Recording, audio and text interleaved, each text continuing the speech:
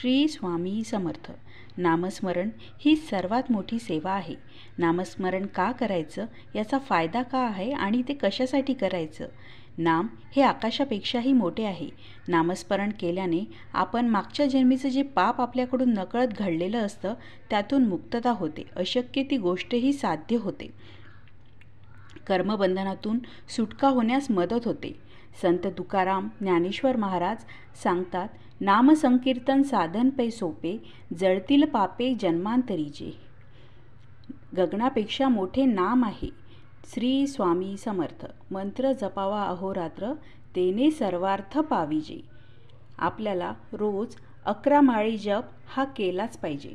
पहिली माळ गुरुसाठी, दुसरी व तिसरी माता पितासाठी, चौथी पितरांसाठी, पाचवी काम, सहावी क्रोध, सातवी मोह, आठवी लोभ, नववी मत्स्य, 10वी अहंकार आणि 11वी माळ ही आपल्या स्वतःसाठी असते. श्री स्वामी समर्थ. झालेली सेवा मी महाराजांचरणी अर्पण करते आणि हा व्हिडिओ इथेच थांबवते. श्री स्वामी समर्थ.